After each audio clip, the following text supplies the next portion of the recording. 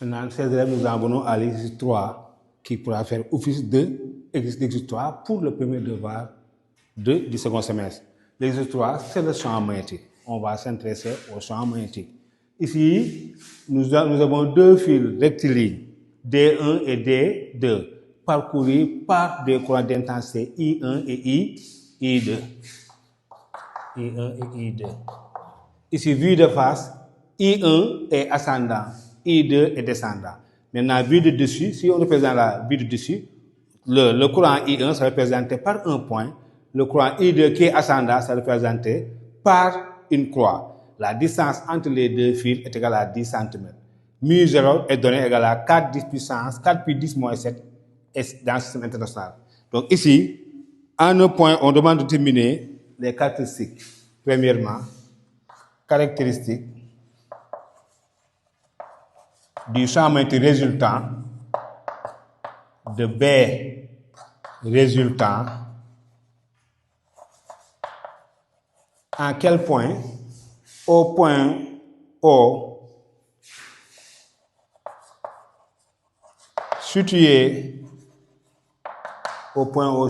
à 5 cm de D1, 5 cm de D1 et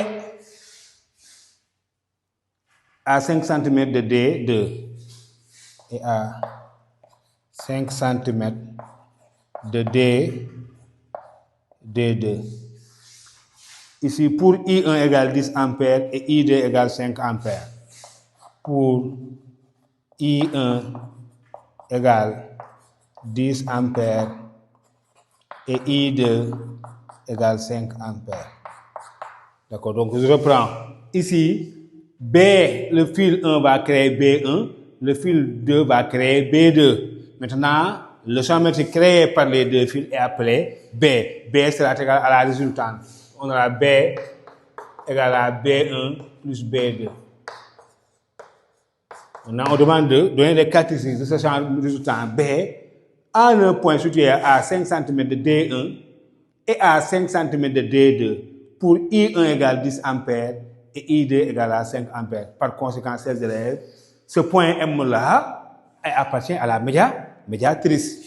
Ne peut appartenir que la médiatrice. Donc ici, on a la croix.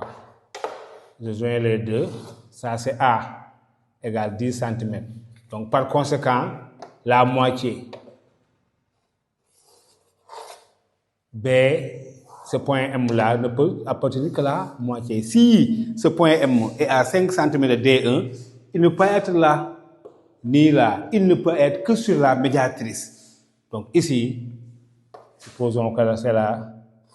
Donc, le fil B1 va créer un champ magnétique. Le fil 1 va créer B1. Le fil 2 va créer B2. Et la résultante des deux champs magnétiques donnera B. D'accord. Donc ici, comment est le champ? Le champ magnétique est ascendant. Donc ici, on est là. Le courant entre par le poignet et sort par les doigts. La personne écarte le pouce qui indique le sens. Ici, B1 sera comme ça. Je représente ces par B ça. B1. Ici, comment est le courant? Il est descendant. On ne peut pas faire comme ça. On fait comme ça. Si on fait comme ça, B2 sera de ce côté-là. B2.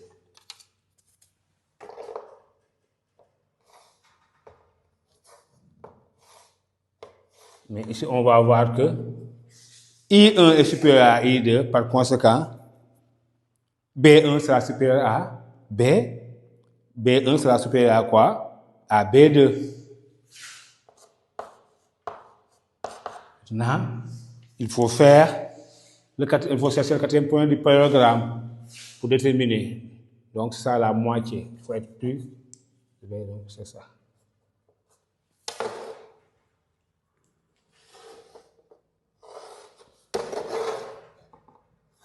Donc, B est là. B est là. On aura dans ce cas B égale B1 plus B2. D'accord? Et donc on aura B égale B au carré, c'est B1 au carré, plus B2 au carré, plus 2B1, B2, cosinus de l'angle formé entre les deux, cet angle-là, alpha. D'accord? On va même chercher cet angle alpha-là. Donc cet angle-là, je vais chercher θ. Donc on aura B égale racine carrée de B1 carré plus B2 carré plus 2B1 B2 cosinus alpha. Maintenant, ici, on aura B1 égale 2 10 moins 7 I1 sur D1. B2 égale 2 10 moins 7 I2 sur D2.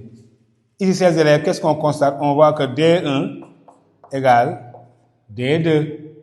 Et ici, on aura I1 égale 2 I2. Par conséquent, que peut-on en déduire? On aura dans ce cas B1 égale 2 fois B2. Maintenant, je vais remplacer B1 par 2 fois B2. Donc, on aura dans ce cas B égale racine carrée de 4 B1, 4 B1, B2 carré, plus B2 carré, plus 2 fois B1, c'est 2 fois 2B1, B2, cosinus 2 fois 2B2, cosinus alpha.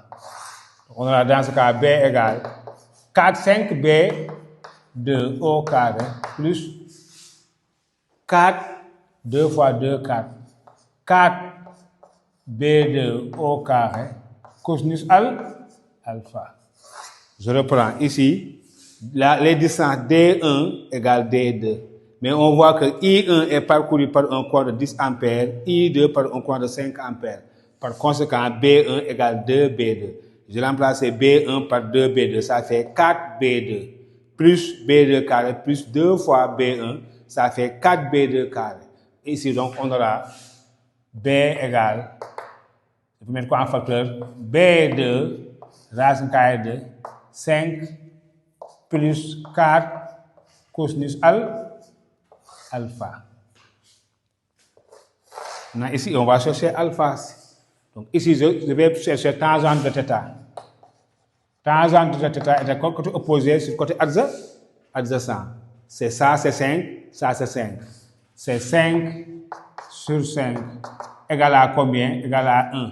Donc, θ égale à pi sur 4.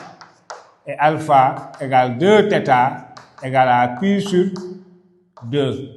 Donc, ici, cosinus de pi sur 2 égale à quoi? 1 égale à 0. Donc, on aura B égale B2, racine carrée de 5, plus 4 fois cosinus de pi sur 2. Ça, c'est 0. Donc, B égale B2, racine de 5. 1, et ici, B égale B2, c'est 2, 10 moins 7. I2 sur D2, racine de 5. Et application numérique, B égale 2, 10 moins 7. I2, c'est combien? C'est 5. D1, c'est combien? C'est cette distance-là. De là à là. Hein? D1, on va calculer. Hein? Donc ici, on a θ égale à combien? D'abord, je vais d'abord calculer D1. Calculons d'abord D2 avant de faire l'application numérique. Donc D2, je vais parer par cosinus de θ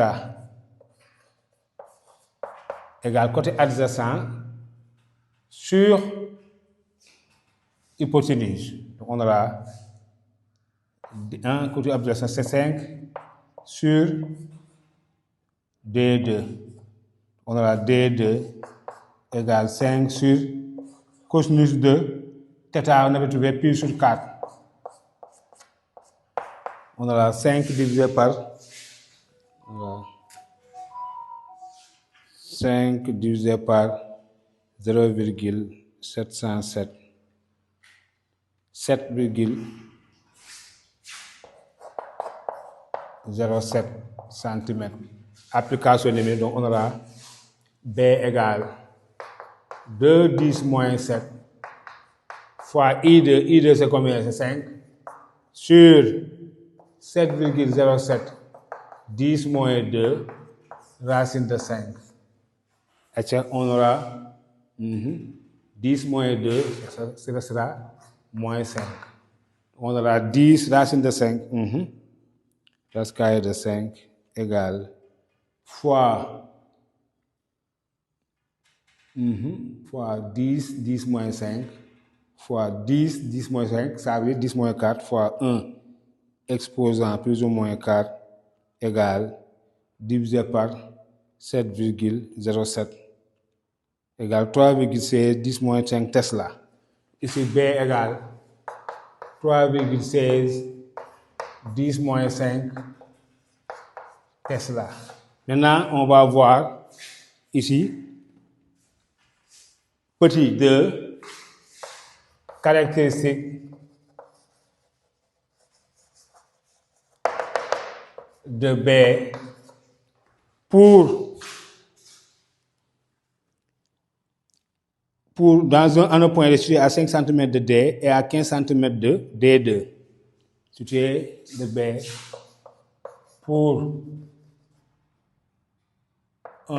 M situé à combien? À 5 cm de D1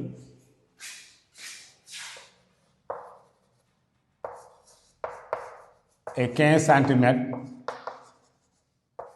de D2. C'est bon. Donc ici, le point M sera sur la droite joignant les deux. On aura 5 cm de D1 et 15 cm de... Ici, donc là, ça c'est D1, ça c'est D2. Si je joins les deux, donc ça c'est A égale 10, le point M est là, à 5 cm de D1, sera donc à 15 cm de D2, parce que A égale à 10 cm, donc le point M est là. Maintenant ici, le courant est sortant, donc on aura comme ça, B1 sera vers le bas. B1. Et B2 sera vers le haut, comme ça, en appliquant la règle de la main droite.